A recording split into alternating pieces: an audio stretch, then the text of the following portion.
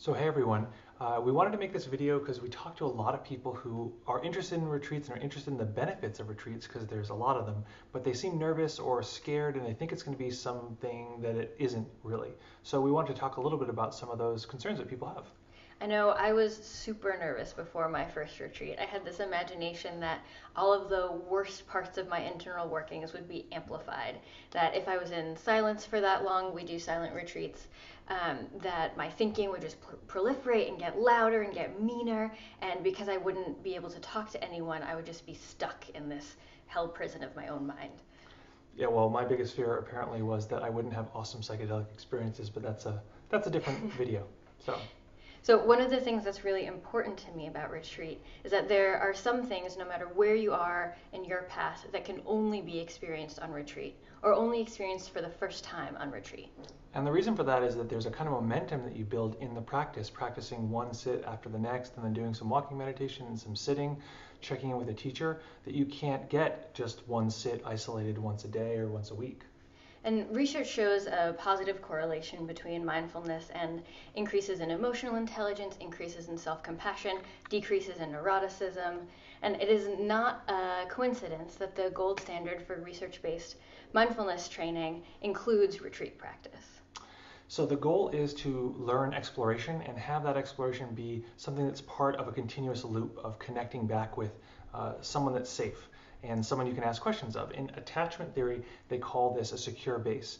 So if you know anything about mountain climbing, which I do not, I know enough that there's a kind of mountain climbing that's called expedition climbing, where you actually bring your gear with you up the mountain.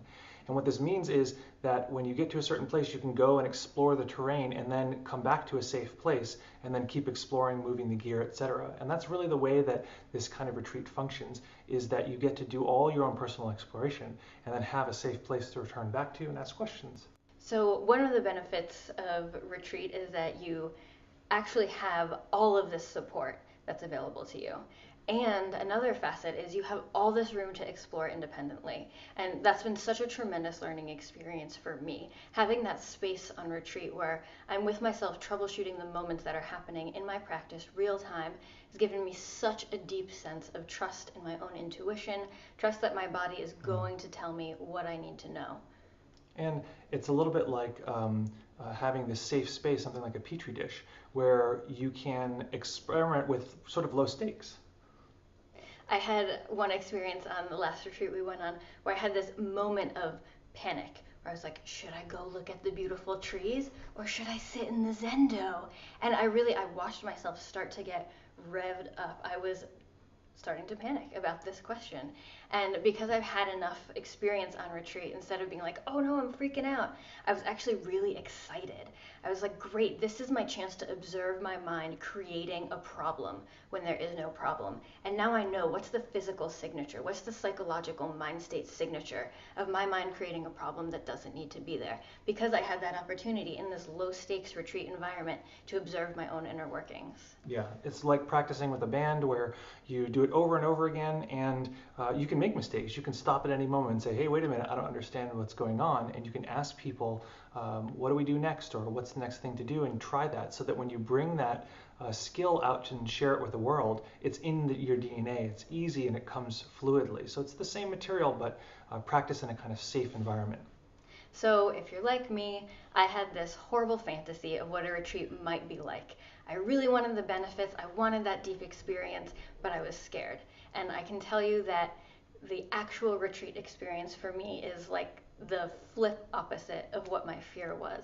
I thought I would be isolated, and I've actually experienced retreat as an incredibly bonding, relationship building, community building experience where I developed trust in myself, trust in the practice, and trust in a community of practitioners. So anyone who's been to a retreat has misconceptions. So if you're watching this and you've been to a retreat, what were some of your misconceptions? Maybe what are some of your questions about retreats that you have? And if you're watching this video and you have experiences you want to share below in the comments, that would be great. And check out those comments because we have some of the most fascinating people alive that I know of coming to our retreats, and we'd love to have the conversation going. So check that out below, and also below or above or somewhere there'll be a link to the upcoming retreat. So check it out. We look forward to seeing everyone. Hope to sit with you soon. See ya.